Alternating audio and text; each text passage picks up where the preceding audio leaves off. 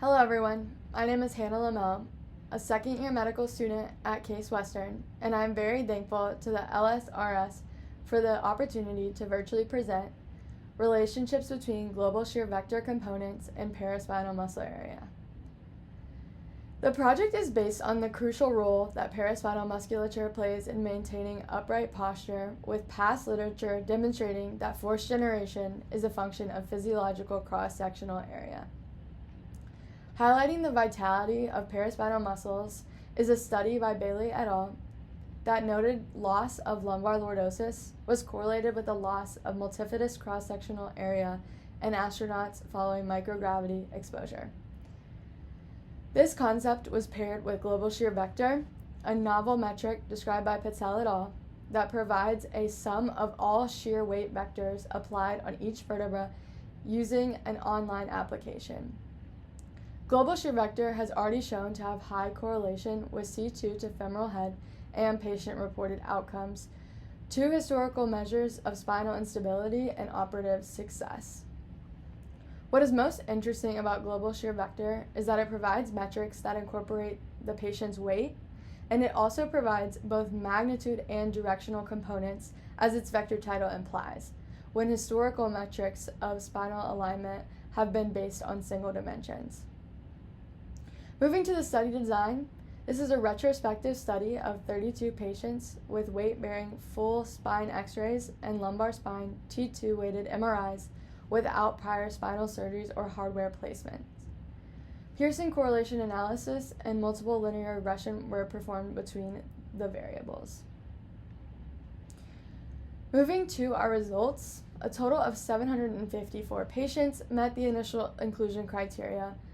Following a random sample selection of 40 patients, 8 patients were then excluded due to the absence of T2 weighted MRIs, leading to a total of 32 patients included in the study.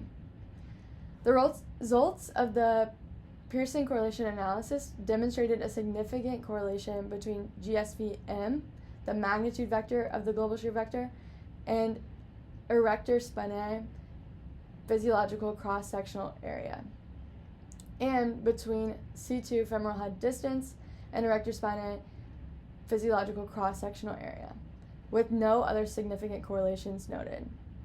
It got a little more interesting in the multiple linear regression analysis, which revealed significant positive influence of GSV-A, the angle vector of the global shear vector, and GSV-M on the paraspinal physiological cross-sectional area of the multifidus, the erector spinae, and the psoas major.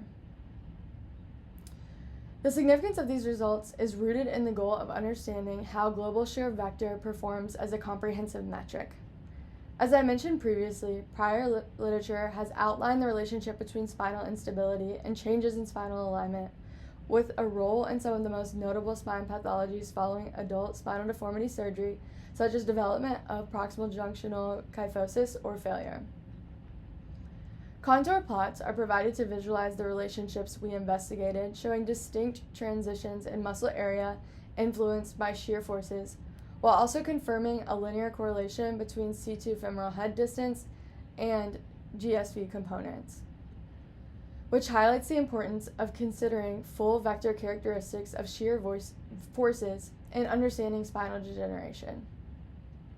As we continue to investigate global shear vector's potential as a predictive tool, examining the relationship between paraspinal muscle physiological cross-sectional area and global shear vector components reinforce previous findings that increased C2 femoral head distance correlates with a greater shear forces and necessitates increased muscular support.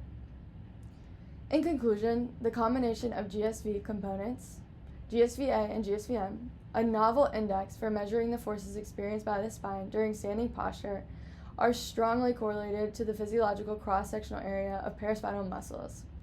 Future studies are needed to explore the role of the paraspinal muscles in force management. Thank you again for your time, and thank you again, LSRS, for the opportunity to present.